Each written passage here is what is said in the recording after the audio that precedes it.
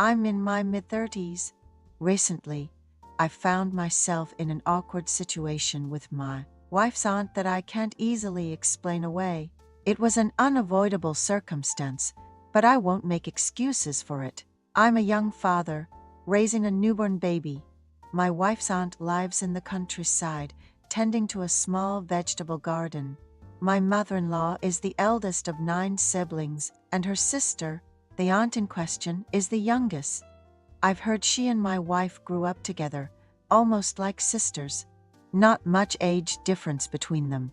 The aunt has always been generous, giving us greens in the spring, cucumbers, melons, and watermelons in the summer, and green onions in the fall. However, I received word that a heavy rainstorm had caused significant damage to her area.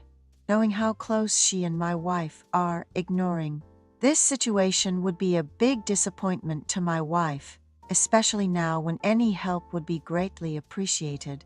We were preparing to rush over to her place. My wife had given birth about a month ago and had just come home from the maternity clinic. She wished to help out at her aunt's place, but couldn't because of our newborn daughter. So, I put on some comfortable clothes and headed to the aunt's house. It's about an hour and a half drive from our home to her newly built apartment. Her husband has a stable business and started small-scale farming.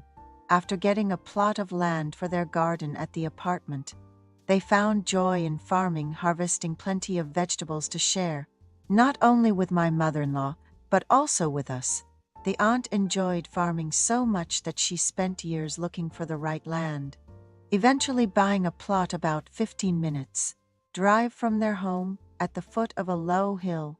They ambitiously built a second house there, where they could relax and even spend the night after a tiring day. They equipped the second house with small appliances, hosted guests for barbecue parties, and allowed them to stay over. The aunt was living her dream of a rural life, diligently taking care of her second home despite the attacks from various insects. She loved the nature around her. However, the recent heavy rain damaged her dream house, leaving her devastated. When I visited the aunt's second house, which we had seen in its prime just 5 weeks ago, when my wife was heavily pregnant, it was in a sorry state. "Hello, Aunt.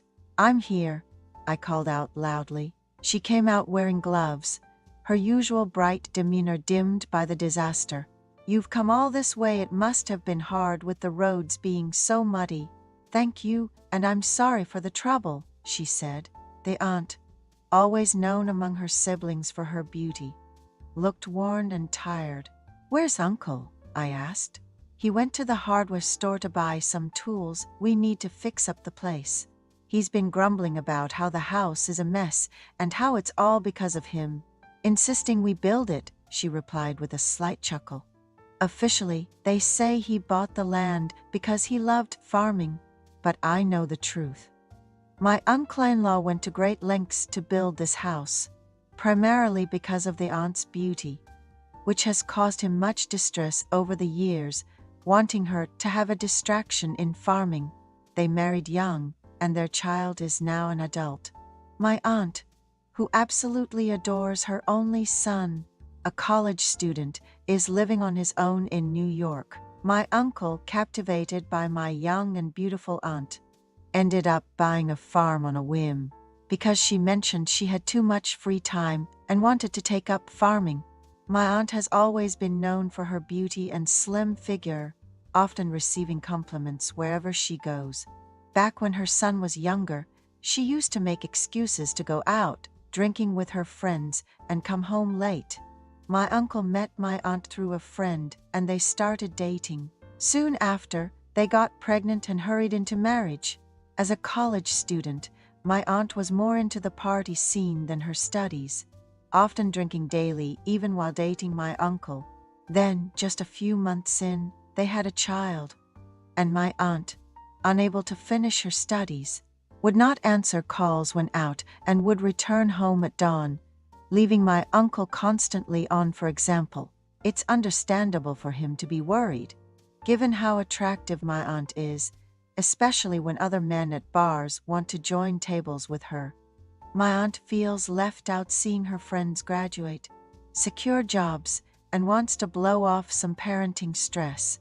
Sometimes, when my aunt comes home late, she'd call her mother-in-law, asking if she could stay over because she needed a break to hang out with her friends. Even during her nephew's exam periods, she would make plans to go out, despite most mothers helping their kids focus and study. Surprisingly, her nephew still managed to get into a good university, which makes my aunt quite the lucky woman. My uncle, fearing his beautiful wife might find someone else, started to pay more attention, but found nothing amiss. Seeing my aunt's newfound interest in gardening, he bought her land to cultivate her favorite vegetables, hoping it would keep her busy. My aunt started gardening, turning into a country lady overnight. When I arrived at her house, I helped clean up the cluttered kitchenware, fixed the broken doors and drawers. I only planned to help briefly, but couldn't leave seeing the mess. My uncle didn't show up, and my aunt, frustrated, mentioned he ran into a friend and decided to drink and stay over since he couldn't drive. It felt like my aunt was getting back at him for the times she went out drinking when their son was young. By 7 p.m., it was getting dark, and I couldn't bring myself to leave my aunt alone. I called my wife, saying I couldn't make it home because of the unfinished work, and my aunt needing me. My wife was very appreciative of my helping my aunt. My aunt, feeling overwhelmed by being alone in her second house, thanked me for staying with her. My aunt's house has 3 bedrooms, but after the recent flood, only one remained undamaged. Water had seeped into the living room too, leaving behind a stubborn, unpleasant smell no matter how much we cleaned. The thought of having to share a room with my aunt made me wonder if this was really okay, but I couldn't bring myself to say anything about it. My aunt said, "Thank you for helping out today. I'll go take a shower first," and headed to the bathroom. The sound of running water somehow made my mind clearer. My aunt quickly finished her shower, and after taking a refreshing shower myself, I entered the room.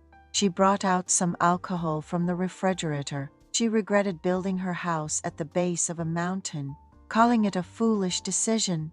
"Do you think I don't know what my husband wants? He built this house away from the city, thinking it would stop me from drinking or seeing my friends, but I've managed to avoid making a spectacle of myself. In our 20 years of marriage, even when men would approach us at bars, wanting to join our table, I've never done anything to betray my conscience. I truly just drank," she vented. She started to cry, saying she was married at a young age to the first man she met when she got pregnant, and how she lives in suspicion, despite not having been able to return to school and only having a high school diploma. She questioned if she and her husband were truly compatible. Feeling sorrowful after he left the house again today, wondering if she could continue to trust in their relationship. Drinking, my aunt poured out the pent-up sadness she felt during her marriage. Although she knew complaining to her nephew-in-law was like spitting on her own face, I listened quietly to her. Eventually, my aunt lay down and closed her eyes, perhaps overcome by sleepiness, and I lay down next to her, overwhelmed by fatigue. Despite the thin summer blanket and my tired body, my consciousness remained sharp, wishing sleep would come sooner, but it didn't. Not able to sleep. "What can we do to fall asleep?" my aunt asked. "I don't know.